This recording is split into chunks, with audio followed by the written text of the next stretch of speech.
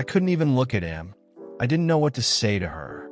It was the strangest thing, standing in the same room as the woman I had once trusted with every fiber of my being. And now, all I could feel was a cold emptiness. She was sitting on the bed, her hands in her lap, eyes looking anywhere but at me, and I could see her trying to think of something to say. But I couldn't hear her. Not anymore. Every word she had said in the past few days, every apology she had offered, felt like a lie. Jay, the man on the bed, was still there, looking uncomfortable as hell, shifting his weight, clearly not sure what to do. I don't know what he was expecting, but it wasn't my reaction. I didn't have a plan. I didn't have words. I couldn't even look at him, much less speak to him. The only thing that registered in my mind was Em, and the fact that she had allowed herself to fall into this, whatever it was. She had done this to us, to me. I should have kicked him out. I should have screamed at them both. But I didn't. I couldn't. Instead, I found myself staring at Em, looking for some sign of remorse. But she couldn't meet my eyes. What the fuck is going on, Em? I asked, my voice a hoarse whisper of rage. I'm sorry, she stammered, still unable to look at me. I didn't mean for it to happen this way. Didn't mean for it to happen? Are you fucking serious right now? I was shouting, but I didn't care. My chest was tight with fury. I wasn't thinking anymore. I was just reacting. You've been lying to me for months, Em. How the hell can you stand there and act like this is just some mistake? It was a mistake, she said softly, finally looking at me, but there was no conviction in her voice. I wasn't happy, okay? I didn't. Stop. I cut her off. Don't even try to justify it. I turned away, pacing the room, trying to hold myself together, trying to breathe. The room felt suffocating. The walls were closing in. The reality of what I had just discovered, what had been going on behind my back, felt like a physical weight pressing down on my chest. What do you want me to say, Jay? I finally addressed the guy on the bed. He didn't seem like the kind of man who would run away or apologize, but I wanted to hear his response, to see how he'd justify this, how he'd justify betraying a man who trusted him. He didn't say anything at first. He just sat there, his eyes darting between Em and me, clearly uncomfortable with the situation he was in. Look, man, he said after a moment, his voice quiet, almost nervous. I didn't mean to. Bullshit, I spat, cutting him off again. You knew exactly what you were doing. He opened his mouth to say something else, but stopped. I didn't care about his excuses. Em had chosen him, and now I had to face the consequences of her choices. This was more than just a betrayal. It was a slap in the face.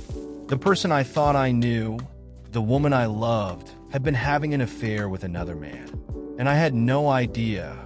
How had I not seen it? How had I not known? The rest of that night is a blur of shouting, accusations, and painful silence.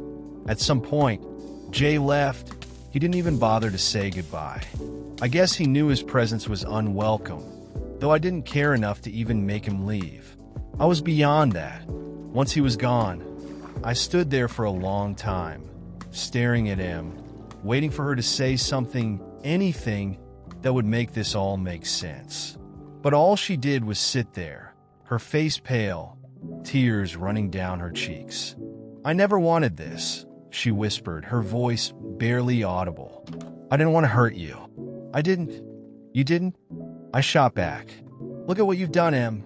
You hurt me. You've been lying to me for who knows how long. And now I find out that you've been sleeping with another man behind my back.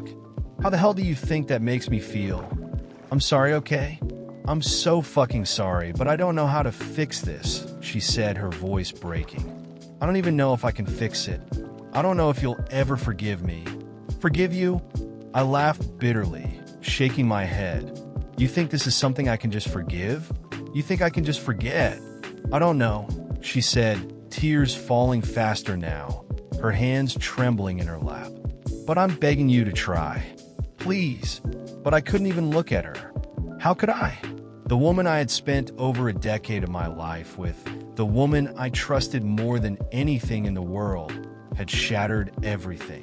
The idea of fixing this felt like a cruel joke. I spent the night at a hotel. I didn't want to go to my parents' house. I didn't want anyone to see me like this, not yet. Not when the shame was still so fresh, so raw. The bed in the hotel room felt cold and unfamiliar, and I couldn't sleep. Every time I closed my eyes, I saw M with him. The thought of it made my stomach twist. I kept replaying the scene in my mind. Her with him, laughing, touching him, while I was oblivious to it all. How long had it been going on? Months, according to her. Months. I stayed at the hotel for 3 days, barely eating, barely sleeping. I didn't talk to anyone, not even my best friend, Dee, who had been there for me through everything. I couldn't. I was ashamed, but more than that, I was heartbroken.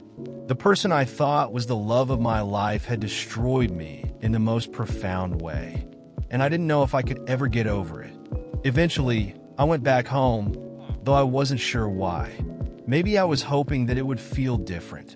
Maybe I thought I could face her, that I could get the answers I so desperately needed. When I walked in, the silence hit me first. M wasn't there. The house felt empty, like a shell of the home it used to be. I went to the kitchen, found some cereal, and sat at the table. My phone buzzed again. Another message from her. I know I don't deserve your forgiveness, but I'm asking for it anyway. I love you. I never stopped loving you. The words were like salt on an open wound. I stared at the message for a long time, trying to process what she was saying. Could I forgive her? Could I ever trust her again? I didn't have an answer. Not yet. In the days that followed, we talked. Or, rather, M tried to talk.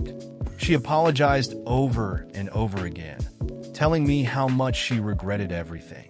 She said it had been a mistake, that she didn't know how to fix it, but she wanted to try. She wanted me to forgive her. I didn't know what I wanted. I didn't know if I could ever forgive her, or if I even wanted to. Every time she looked at me with those tear-filled eyes, I felt both pity and anger. How could she think that this was something I could just forget? I don't know when I started distancing myself. It was gradual, like the slow erosion of a relationship that once seemed unbreakable. The more I tried to understand what had happened, the less I could find in M. The woman I loved, the woman who had been my partner, my best friend, had vanished. All I was left with was this stranger, this woman who had betrayed me in ways I couldn't even fully comprehend. The affair ended, and broke it off with Jay, though I'm not sure how much of that was because she wanted to, or because she knew I couldn't handle it anymore. And, honestly, I didn't care. At that point, it didn't matter who she had been with. What mattered was that she had broken me. There's no pretty ending to this story. There's no redemption arc or happy reconciliation. Sometimes things don't get fixed. Sometimes trust doesn't come back. We separated shortly after the affair ended, and though I tried to move on, I never fully did. Not from her, not from the feeling of being betrayed. I've learned a lot from this, about myself, about people, about love, and mostly, I've learned that no matter how much you love someone, they can still hurt you in ways you never expected.